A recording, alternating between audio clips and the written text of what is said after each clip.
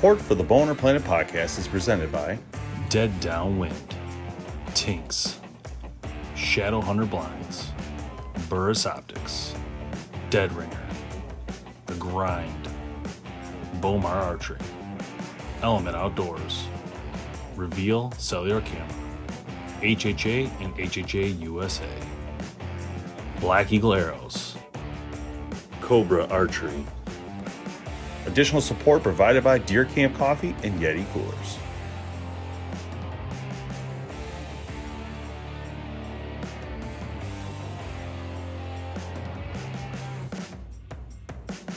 Hey guys, welcome to the BowHunterPlanet podcast. Myself, Dave Thompson, tonight, along with Jamie and Tim and Matt from the ATA show. Matt, how are you doing?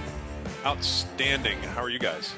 Great. Not bad. So, we know life's been busy and it's been crazy, and we're all on these type of video calls all the time. So I guess let's just start with the really important questions.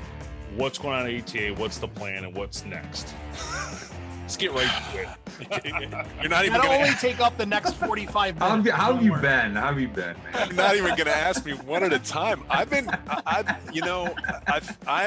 given that answer, and probably to you guys, so many times that it starts to feel like I'm lying to people when I give it. But I think better than I probably ought to be. And I think the ATA is better than it ought to be. I think, you asked how things are going. I think the industry, forget better than it ought to be. The industry is doing outstanding. I'm sure you guys are seeing it. Yeah. I haven't talked to a single shop or manufacturer who's not, maybe they're not having a record year because it was so bad to start, but they're having record months and quarters. And forget that. Look at state license sales. Look at harvest records. I want to say there was a youth turkey hunt weekend, and now I'm forgetting which state, and they took more turkeys with that youth weekend than they normally take an entire season. Wow. So this was last year already. So and that's not archery and bow hunting. That's everybody. I talk a lot with marine, with sport fishing, with NSSF.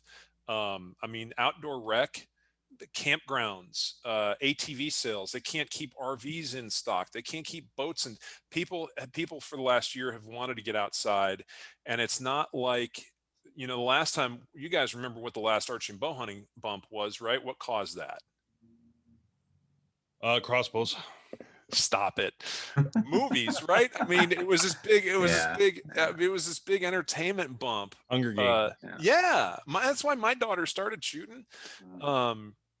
And this is not that. This isn't a fictional character that made kids where it's going to wear off. And this is literally, I couldn't find meat in the grocery store, right? And so they're not going to let me go see a movie. Well, I'm going to go outside. All of that. It's been outstanding. I think this is sustainable. I think so too. And I think a lot of that, and us three guys, Jamie, myself, and Dave, have all witnessed that, just personally, when back before COVID and before all this stay at home and the grocery rush and all that stuff, it was hard to find time, right? You got to pick and choose your battles as to when you're going to go and how you're going to hunt and where you're going to hunt. Well, we were able to, and we're very blessed that we were able to maintain our own jobs during this, but we were able to get out to hunt camp, during the week and do our work from hunt camp and still hunt more than we ever had last year, just because we were able to free up that time. We'll talk about free time, and it's not just about folks who've been able to keep their jobs, and thank God, jobs started coming back 8-9 months ago, big time, right? But also you got there are a ton of jobs where you can't work from home. But there are a ton of jobs where before this, people were like, no, if I can't see you, I don't know you're working. Yep. That's not true anymore. And I don't care what that office job was. But now, if you're working from home, my wife's commute was sometimes 2 hours one way, 13 miles in Atlanta. she's saving that time. She's got time on her hands now that she didn't have before. That's not her. That's anybody working from home has a little extra time, and you're more efficient working from home a lot of times. So yeah, you got extra free time, and you could get out. Maybe you can get out in the morning where you couldn't if you were trying to go to the office. Maybe you can go on an evening sit, afternoon sit, if you couldn't before. So yeah, I mean, everything has changed, and forget the people who want to say it's all been garbage and it's all been bad. There've been some positive that's come out of this for sure. 100%, man. Yeah. I can't agree with you more, and I think that speaks volumes to the way the industry has responded too, right? I mean, the archery industry, the outdoor industry in general, like you were saying, they've had some record numbers coming in regards to people getting more and more interested in being outside. But they've also themselves, regardless of the sales and everything that are coming in, really were able to quickly move how they advertise, how they get in front of their people. And they were able to really move into this digital world faster than anybody thought was possible for our industry that is, historically behind the times, in regards to advertising and marketing and digitalization of their content. So yes, it's been great to see, because there's at the same time, there's still been this really serious push to go see your pro shop, right? Yeah. To go see that person nearby you who can help you out. Which, and that's another, it's been really cool to see pro shops get more engaged with training and shoots and outdoor target events and that kind of stuff, where before they may not have wanted to or didn't think it was important to their business. Well, now in the last year, I think a lot of them have discovered that for sure. Yeah, I don't think there was a single company that we had on back in the fall season, right? When everybody, big sales in the fall time as always.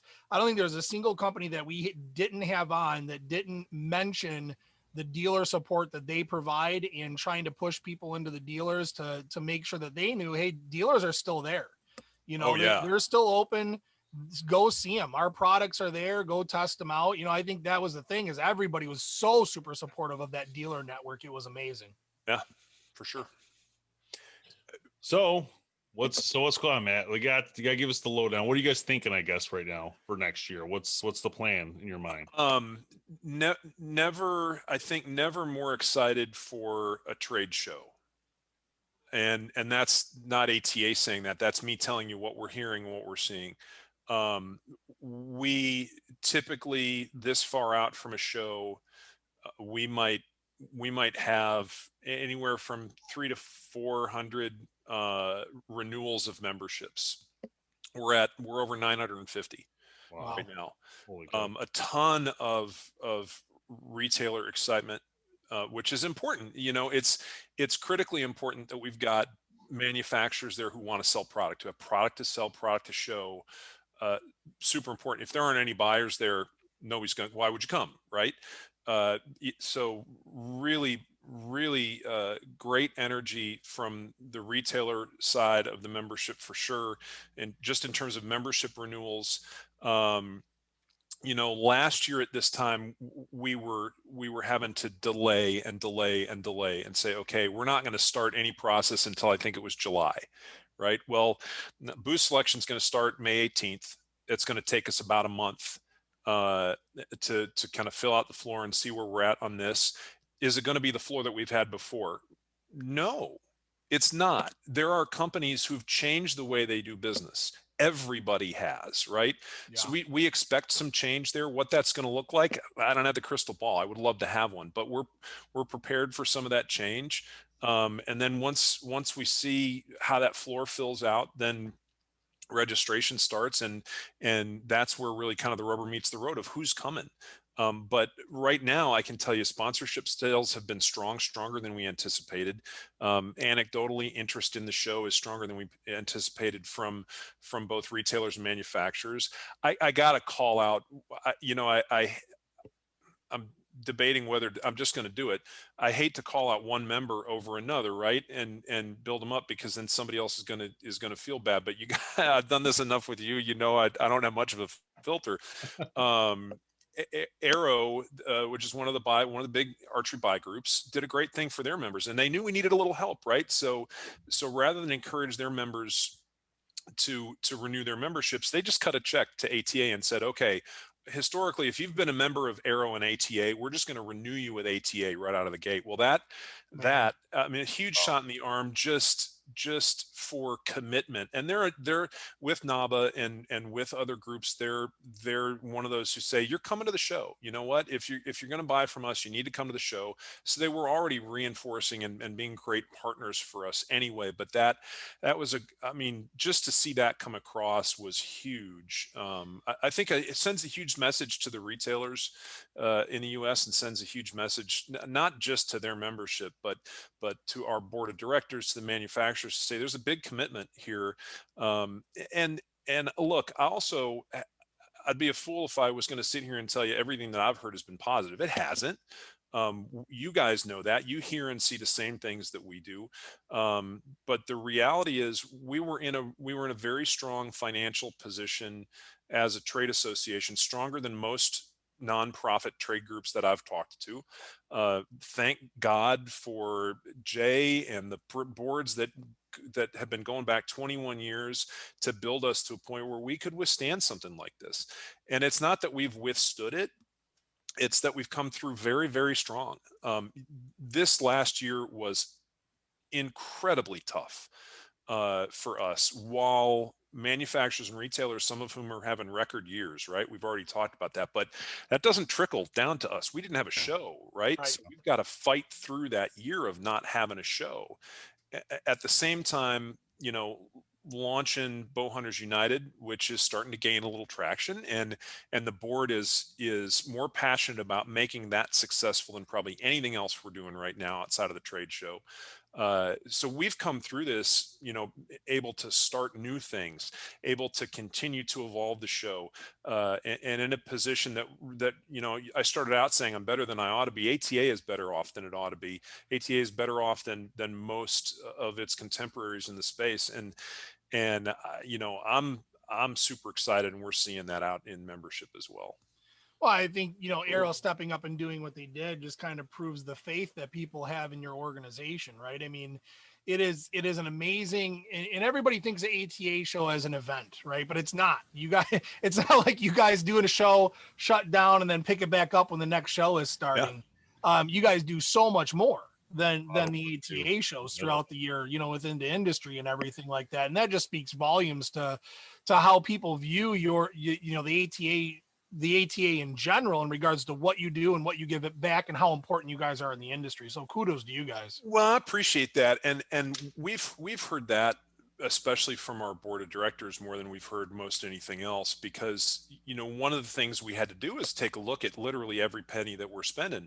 And so rather than, paying somebody else as a customer to do some work for us, we found folks in-house who could do that same work. We found people who could code a landing page for a trade show in-house, somebody it's a skill we didn't know they had.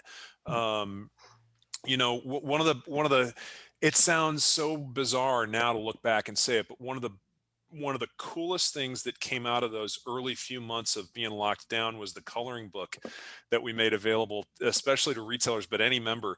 One of our staffers came up with that and designed it, and that just it seems like such a small thing now, but you look back and you think about how much of a struggle it was for parents to keep kids entertained. And here we are, this little archery organization, trying to help in literally every way that we can. And we found those kind of surprising skills all over the team, especially in those early few months. I laugh because I was home with two of them myself, and yeah, it's a challenge, man. Yeah, for sure. You? For sure. Yeah, no doubt. No doubt. I was gonna say, Matt, that so during the online ATA show this past year, you guys held and hosted the media summit, which we took part in, and I would say that these are the part of the things about the ATA that I think people might not realize sometimes is you guys are kind of like the glue that bonds everybody together, and bringing together all these media organizations to work on one project's hashtag Let's Hunt, which is what we were working on. It's a genius thing, and it helps everybody, and comes a point where somebody has to step up and say, we're going to be the glue, and you guys come, we'll attach everything, and we'll work together to grow the heritage. Because unfortunately, if we don't have an ATA, or you guys aren't there to help bring that puzzle together, I don't see us working together individually. It just doesn't seem to happen in this industry. Unfortunately, other ones it does, but not this one. And I think that with you guys kind of like leading that charge, it works so good, so good. I appreciate that, and we learned a lot. And Tim, I heard your comment about as Dave was talking there about how great the media summit was. I would say we came out of that saying we can do so much better. You know, it was great to pull folks together, but we learned a ton about facilitating a discussion like that, and really came out with so many notes about what we could do better next time to make it better for those watching, to make it better for you guys participating. But yeah, the hashtag Let's Hunt thing, you know, that I agree. There are things. There's going to be a hand for every member, whether it's a media member, manufacturer, retailer, distributor, whatever. There's going to be a handful of things where they look at what we can provide to members and they go, I don't need that. Shoot, that might be the majority of the roster of things that we can provide to members. They might say, I don't need that. I don't need you to help me procure insurance. I can do that on my own. But then there's other items like you just mentioned, like our collaboration with other outdoor rec industries, where you couldn't do that as a standalone member. It's just not going to be possible. Sure, you can do some grassroots lobbying, as it were, in your state on a regional or local issue. To do that nationwide, as we just did, to kind of try and re-educate every state director on some definition issues. It's just not going to. It can be done, but the efficiency with which we can do that has been really great. Well, I mean, you guys just think what I love is that you guys aren't reactive, you're proactive in what you do, right? In regards to looking towards the future. And, you know, I equate that to kind of what you guys have going on with Bowhunters United. And I don't know if everybody listening even knows what that is. So you could start off, Matt, by just kind of explaining what that is. So that people kind of get a sense of what you're trying to do there. Yeah, well, and then I heard you say, you know, proactive rather than reactive. We try, but I think the other we're not always going to be. We can't. Nobody's perfect, right? No, and sometimes we get too close to an issue to see something else that might be going on. So I'm also proud of how we have been reactive when something has been brought to our attention. Great point. If we can take a step on it, we'll take a step on it. Now, when a retailer comes and says, you need to tell manufacturers when to release product, we can't. The law doesn't allow us to do that. I'd go to prison if we did that. I'm not willing to do that. So there's some things that we can and can't engage on. bowhuntersunited.com and Bowhunters United on the socials is really a gift from industry to bow hunters. Industry has for years, much longer than the 3.5 years that I've been here, has for years been saying, boy, wouldn't it be great if bow hunters had a voice? This is an attempt to give them that voice.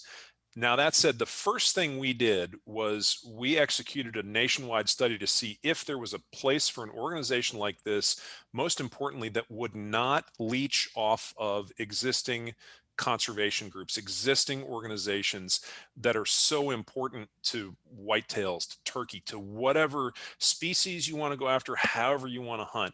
And it came back that, yeah, there's space for this. We can do this, you know, in a way that's not going to harm other existing great organizations. So yes, it's a place to give a voice to bow hunters. It's a place that, and we're building up exclusive content, exclusive podcast, members only kind of stuff that we certainly hope to work with organizations like yours on. Again, not leeching off of existing audiences, but trying to build on those partnerships. And really, you know, we're not even a year into it, in its infancy, and trying to build it slowly to a point where now we're ready to try and take it much bigger. You know, however many millions, a couple million bow hunters out there, a few million bow hunters out there, maybe 4.5, depending on who you ask. You know, if we could get, you know, 10, 15, 20% of those to get together, how much policy change do you think that we could make for access, for seasonality issues, state by state, or even at the federal level? A ton, because right now there's not a single voice for strictly for bow hunters. And it really is about being a voice for folks who want to approach it the right way. And so, you know, I know I'm probably not giving it its due, but I'd encourage folks just go out and search and take a look at it. You guys have been great partners from the outset for us on Bowhunters United, and it's anecdotally, we're hearing a lot. We're starting to get out into the field and go to consumer shows. We've already done one. You know, you guys were talking before we even started here about how, and then once we started, you know, about how you're working from home, and boy, are people traveling. I'll tell you, we just did a show in Wisconsin a few weeks ago at Wisconsin Dells, and it was packed. And we had a little Bowhunters United stand there, and I think we probably talked to 650 people who would be at least interested in taking a look at this. So that's one small event, and we're doing a whole lot more to try and spread that message. That's awesome, man. And so I got to say a couple things. First of all, whoever created the logo, great job. It's not all about compound. So you include guys like myself that love the crossbow. So that's great. Same people who did this one. Love it. And then number two, whoever created the shirt that you guys are saying that says that's what he shed deserves a raise. We're fortunate to work with, we're fortunate to work with some creative folks. It's great, but you got a lot of good information on the website. Actually some really cool gear to go and buy as well. I mean, I'm looking through the different shirts and stuff that you guys have. It's pretty creative stuff. I like it. Well, and if you shoot, I don't care what kind of bow you shoot, but if you shoot any length of time and then you're starting to approach 50, like some of us might be, you start to, every once in a while you develop an elbow issue or shoulder issue, right? Back issue from time to time. So I'm fortunate to have gotten to know a local chiropractor who's not much of a he is a chiropractor, but he does more like training work. So he's helped me kind of build that strength so I don't injure myself so much shooting the bow.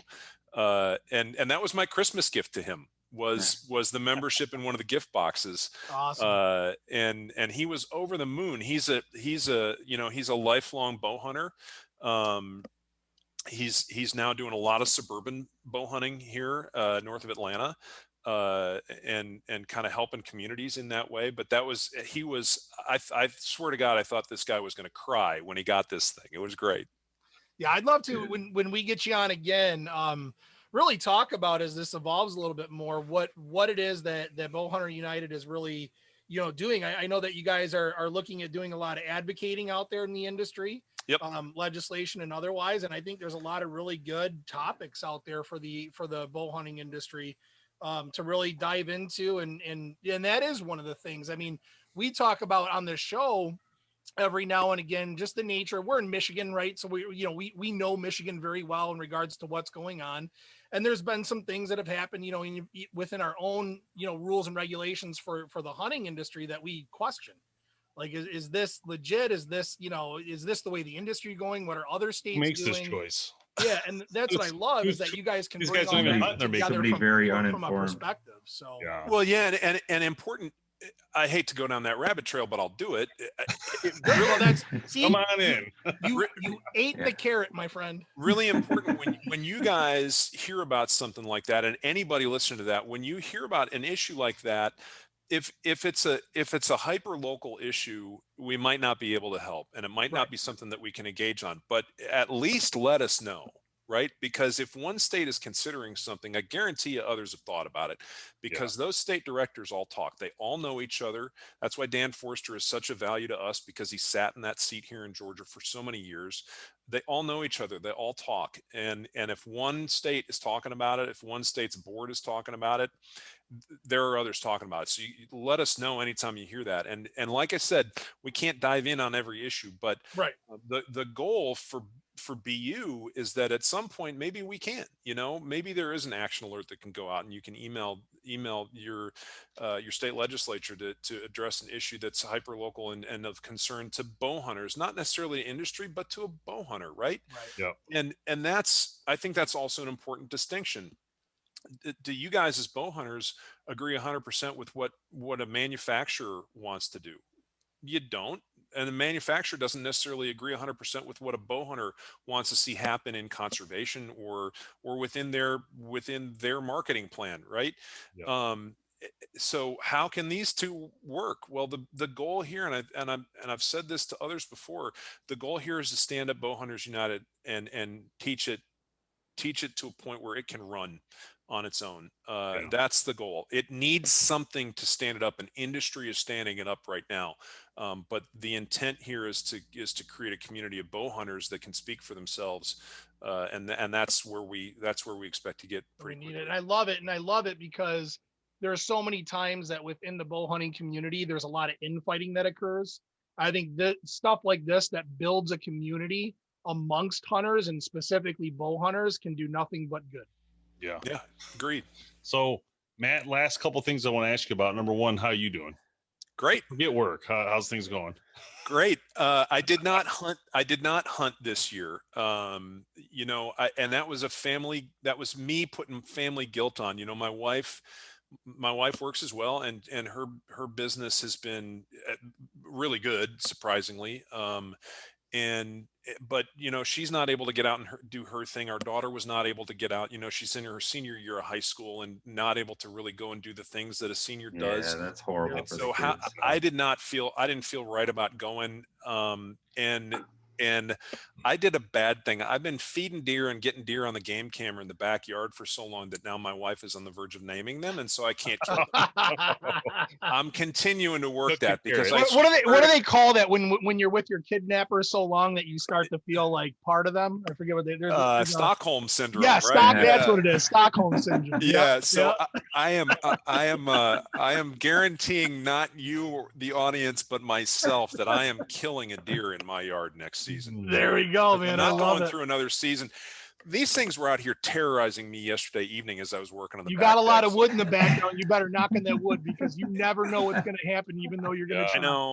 I know. So I intend to get back at it with a vengeance, and I don't know if I'll fill my 10 antlerless and $2 next year here in Georgia, but I want to get close here, and I'd love to do it in my own backyard. I love it, man. But yeah, having not hunted, I have been shooting the target bow a lot more, which has been great. I love it. And that's always really been kind of mental health. I did shoot in a league a little bit, an adult league a little bit, back in Texas before we moved here. And there is a great league here just a few minutes from me at the gun club. But for me, it's about, I'd rather just stand on the line alone and just not think about anything, but just, trying to beat whatever I did the day before. Absolutely. All right, Matt Korman, ATA, appreciate it, man. We know you got to go. You're busy. Go hang out with those kids, man. Appreciate the heck out of you guys. Really, thank you for the work that you do. Thank you for the work you do, educating your audience and being a great partner to us, and just being a great voice for bow hunters out there, wherever they might be. Really appreciate the heck out of you guys. Thanks, Matt. You guys have a good one. Appreciate it. I'm interested to see, and I don't. The issue I think before Matt and what's going to happen, I think for him and what makes it confusing is he might not have a choice on what's going to happen in Indiana, right? Because there are going to be rules and regulations and things around the states and all that with COVID and all that. So, I mean, it might not be where they actually have a choice. They have to plan something, but Yeah, I to me, I see it more as an advocacy group, right? I mean, a group that can bring a common idea from the members and have people that are pushing those ideas within the legislature, right? A lot of what happens like on the federal government side, where you have companies that are going after, senators and congressmen to try and get their points across. I think that could be the real benefit of something like this. Now, to me, if I was going to put a hurdle in place, the honest to God hurdle that I see is that there is still a lot of infighting within the bow hunter community, right? Yeah. There's people that believe that traditional is the only way to go. There's people that believe, compound's the only way. And we've talked about this point many times. There's people believe that crossbows cheating and air bows shouldn't be allowed. So it's that type of, trying to break through all of that noise as to what is this really about. And at the end of the day, our message, I think, along with what I hope their message would be, is that it's hunting, guys. It's hunting, Why don't and you all that's just what it's band about. It's together about and, the and heritage, try and to it's stop about the getting band people baits? outside. Yeah. So it's not about your views of how you should take a deer or take an animal. It's the view of the heritage, period, and preserving that heritage.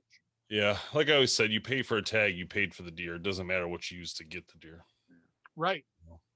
But Right, actually, no that doubt. actually wasn't what I was talking about. I was talking about the ATA show going forward or not going forward I in I person. think I think by then states like Kentucky and Indiana won't have that big of a mandate anyway. Well, that's what all I'm saying Yeah. is it's not necessarily going to be in their court necessarily. All they can do is plan. Yeah. Yeah, And- but I think all you can do is plan for the best. Plan it out so that you hope for the best, but plan for the worst at the same time. I mean, I think they've probably learned a lot of lessons over this last year to say, yeah, we're gonna bank on having an in-person show. There's nothing indicating at this point that we're not going to be able to, but they're going to have a plan B in their back pocket. Yeah, there may be right? a lower limit than last time, right? Yeah, you don't know what a kind of certain amount of restrictions are going people to that be in can come in. place. Yeah. COVID-20 might hit at that point too. Who That's what I was knows? getting at. You just don't know what's going to happen now with the way the world is today now after Yep. all this. But I will say this, if the ATA was to open full bore, and let's say that the ATA is allowed to go, unlimited people, whatever, 20,000, whatever the max is for those buildings. I personally think with the amount of money these companies are making today, like, because they're selling everything, that you're going to see the ATA rocking and rolling like it's never been. Yeah. I mean, Yeah, everybody's going to want to go this year. and not just go, but like they're going to come hot and heavy spending cash, like, big billboards. And I mean, I don't think you're going to see I think when everybody can go, I guarantee you it's going to be big again, like it used to be. Like when Bowtech had a Harley Davidson come in and they're throwing bows out and giving shirts everywhere, and it'd be big explosions. And honestly, I think it's going to come. I think you're going to see, with a lot of this money that's being made today in this industry, you're going to see them spending a lot more. Yeah, I think there's going to be a lot of pent up excitement about it. I as big as what it once was, I think, my gut feeling says, a lot of these companies have moved away from the big launch day that used to happen at ATA, right? They used to have huge launch. ATA was the day that everybody launched, right? Yeah. Now you got a lot of people launching early before, a lot of people are launching in October and November, and unless they get away with that, there's not a lot of big hype products that you're going to be launching at ATA unless you're ready to premiere your 2022s. Not yet, but what I'm saying is, if they know it's coming and they're gonna go hot and heavy, they will all keep something to launch. Right. Not all of them, but I Right. know for sure. Like Bowtech, I know they'll keep something to launch. Yeah. For that show. And Yeah, I think it's going to be very interesting. I'd be I'm excited to go. Part of me, you got to think like, okay, maybe if they are even open up, are there going to be other regulations? Like in order to get in, you have to have a vaccine card. And Or- is that going to or no be a state media. rule going forward? And if that happens, is our industry the group of people that aren't going to get that by and large? You know what I mean? In Yeah. regards to their political views or personal views or whatever. So I think there's still a lot of X factors there, but Yeah. if it's able to be as open as possible with little restrictions, I think it's going to go extremely well. Could this be, I feel like over the next couple of years, I kind of want to have, I think one of these years come up, we really should have our own booth. Like, I'd really think I'd like that ATA show. That'd be sweet. Yeah. And I'm not going to lie. I mean, this whole COVID thing has helped us.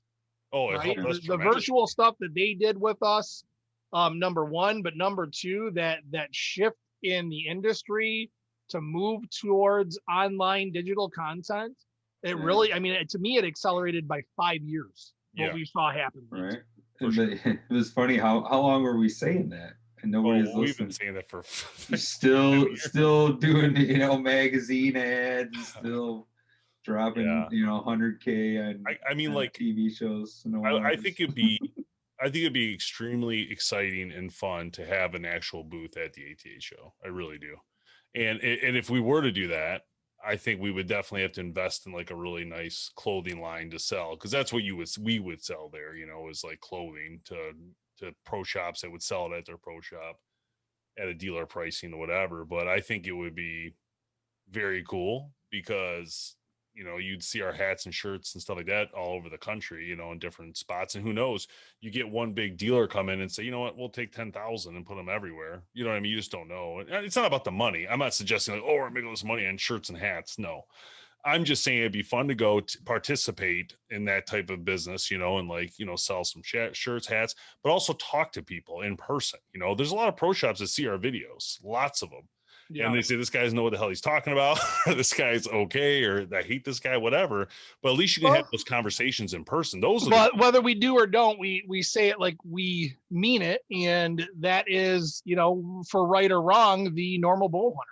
Oh, I don't care. I know it doesn't bother me. I would love having conversations. I don't know my stuff as much as a lot of people. I'm fine with that. I'm just saying it would be nice to see people in person and talk about different products that are there and have like a little booth in our booth of podcasting, have Elite come over, have Bowtech come over. It makes it much easier to schedule it that way than trying to bust in when they're trying to sell stuff. So correct. Yeah. And you even have do it live, right? So you can ask people can ask questions right then and there live, BowHunterPlanet live at the ATA show. It'll be kind of exciting. Or maybe ATA, Matt, maybe ATA will have an area we could go live in that's made for that. Like you guys did last year or 2 years ago, right?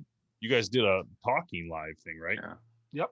But maybe we can get our own little table area where we can go live. That's, maybe partially in the building and partially live online. What we should do is set up a secret location, right? And so we'll do a giveaway. In order to win the giveaway, they have to find our secret location. It'll be like a scavenger to find us. And you have to find clues, and the clues like take you to Bowtech to look at their bows, the bear. Go over to Bowtech right now. Ask them for this, and then on the back of it, it'll have a clue. You shoot the bow, and then once you shoot the bow, you go pull the arrow out with the clue behind it. I like it. Ooh, this is getting intriguing. We do a little scavenger show. We'd be the prize. The prize is us, the new bow. I think we should make a shirt with Tim's face on it, like a flesh colored one, like that Tide commercial. We should do another. We should do another ensemble like we did for the skin on the trailer.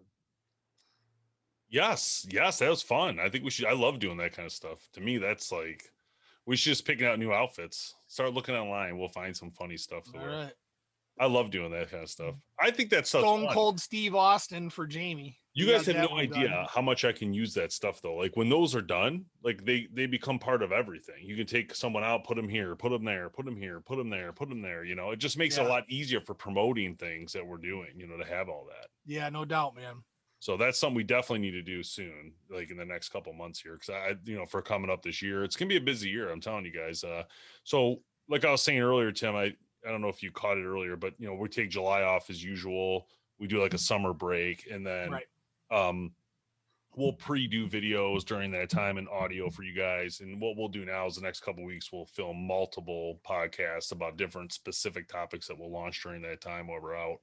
But we'll take a couple weeks off and reset. And then a lot of, it's been a strange year because, like I said, we don't even have expedition bows yet. Like a lot of the bows aren't even here yet. Right. And it's just really slow and trying to get this stuff in. And unfortunately, it's taking time, and it's become kind of just a lot different for us. Not normal. Yeah, it's going to come hot and heavy for sure. Correct. Normally, this would be the latest we'd ever get any bow for review. So like right now, we are long past. PSE isn't here. That was already on. It's still on order, and I'm sure the marking bows just keep getting bumped back. So that's kind of what's happening. But yeah. So it's kind of hard to do a bow battle royale this year. It's put me in a weird spot. I really want to do this battle royale 2021, but I might just have to do it just based on information I find online. That Yeah, I grip- mean, that's that- possible, right? That I grip mean- looks awesome. That grip looks awesome. You could do a stat comparison. I was sure. thinking about that, yeah. For sure. So. And then I can still compare the ones we've done. We've done probably 80%. No, I'd say 60% are done. Yeah. So it's not that we couldn't do all of them, but anywho, all right. Awesome, well, man. that was the ATA, Matt Korman, the fearless leader of the ATA, and Love Matt, man. Such a great guy. yeah, he's awesome, man. I love having him on. He's been on a few times now, and it's great because he doesn't sugarcoat it. He kind of jumps right to it, and that's why I asked him straight up, what's going on, right? Just tell us what's going on. Let's get through the hard part. Well, the thing is too is that he is so open to criticism, right? He knows that they're not doing everything right. He said that himself. Yeah. We came away with certain aspects of what went on with pages of notes as to what we could do better. Yep. That right there tells you how good that leadership is. Yeah. When they say there and when they say no, I mean, you said it was good, Tim. That's great. We thought it could have been better. How amazing is that for a leader? Yeah. And when we first met Matt, I think he was on. We were back in the studio maybe 2 years ago. When he first came on the show, at the end of the show, we actually talked to him about things we didn't like about ATA and things that we had issues with. And he listened to everything, and it was just all, it's us nitpicking, right? But we're like, we think the ATA should be doing this, but guess what? They're doing that. The media summits, that's part of those conversations in the beginning. Like, why aren't we doing like something where you're getting everybody involved? And sure enough, as invite comes to BowHunterPlanet, hey, join us on the media summit, right? So he's not only listening, but taking actions that were never done before. I mean, I've never talked to an ATA employee until I met him. Right. And so I feel like he's really, and now I talk to all of them all the time. So I think he was a huge blessing for our industry and the right guy to run that for sure. And now he's been put into this hard spot because this is not normal. Normally he runs an ATA show. Now all of a sudden there's no ATA show because of this pandemic, right? So yeah, but I couldn't think of a better person to be truthful and open with their members to be able to work through this, understanding that nobody knows what could really happen, right? You got to plan for the worst, hope for the best. Absolutely. And I would suggest to anybody who has any negative feelings about ATA or things they don't like about it, just tell them. They're so open, and that might actually change something they're doing that might help the better, and at least in your mind, and maybe not. But hey, like I said, it's different than I've ever experienced working with the ATA over the years. So it's been great. It's been a great, very good, man. Very excited. So anyway, that's it. Bye-bye. We'll see you guys next time. Hey guys, it's Dave from the BowHunterPlanet podcast. Thank you so much for listening to this episode. If you enjoyed it, please give it a like and a thumbs up. Share it with a friend, and let's help build archery together. Also, special shout out to Dead Downwind and Tinks for title sponsoring the show. And also all of our other great sponsors. You can find all of them in the link below on this podcast and or in video on YouTube, Facebook. There will be links below. Thanks for watching. We love you guys. Take care and be safe.